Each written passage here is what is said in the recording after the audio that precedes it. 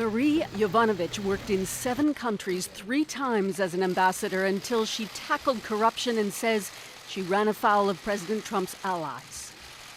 And shady interests the world over have learned how little it takes to remove an American ambassador who does not give them what they want. She described a smear campaign led by Trump's attorney, Rudy Giuliani, which led to a middle-of-the-night phone call to send her home immediately. The president has lost confidence in you. That was, a terrible thing to hear. No real reason was offered as to why I had to leave. Then, in a phone call between Presidents Trump and Zelensky of Ukraine, Trump called her bad news and added she's going to go through some things. She's going to go through some things. It didn't sound good. It sounded like a threat. And a fresh insult today from the president, live tweeting. Ambassador Yovanovitch, as we sit here testifying, the president is attacking you on Twitter. Everywhere Marie Yovanovitch went turned bad. She started off in Somalia. How did that go? It's very intimidating. Quiet.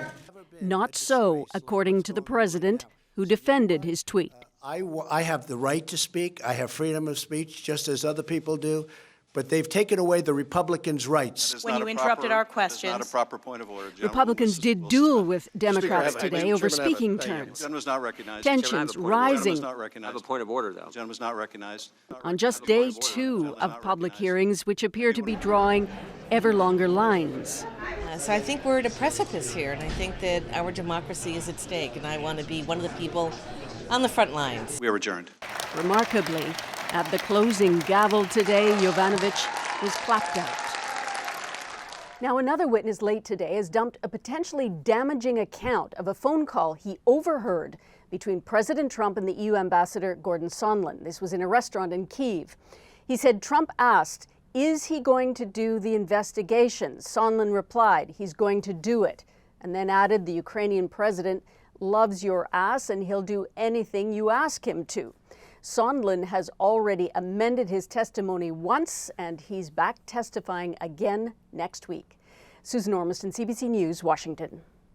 Okay, let's get a big picture view now of how all of this shook down. David Frum joining us now, senior editor with The Atlantic. So David, Democrats, Republicans, they both have very specific goals in these hearings, and today was a big day. Given what we've seen, how well do you think each side is doing?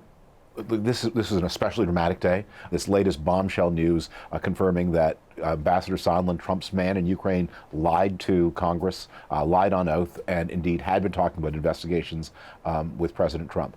So it's a dramatic day. The Democratic questioning was very purposeful and brought out these astonishing facts. The Republicans, meanwhile, had a much more chaotic message. They're not quite sure what their line of defense is going to be, and each line of defense they have keeps being overtaken by the new revelations. Right, because I guess the million-dollar question at the end of the day, especially given what we heard in the testimony today, is it enough to move the needle? I mean, to either sway or solidify public opinion? The public opinion is not on the president's side. He's got a blocking minority, and that's all he's got. He's got a death grip on the Republicans in the House of Representatives. But the Democrats there have the votes to impeach, where you only need half the House. The Democrats have that. Things will get more dicey when this goes to the Senate later this year or early next. At that point, you need 2/3, and then the blocking minority is going to have its work cut out for it. There's one other thing I want to get your thoughts on, and this is something that could also factor into the way the public perceives what's unfolded here, and that is the tweet that Donald Trump sent out disparaging today's witness while she was testifying. What did you make of that? It was astonishing. I mean, it's just, and it's also worth remembering, the public hates it when President Trump tweets. We've got a lot of data on that. It just reminds them of just how he's debased the office. The big majority of Americans are not on his side. So he's trying to hold a shrinking base against this current effect. David Frum, always good to hear from you. Thanks very much. Nice to talk to you.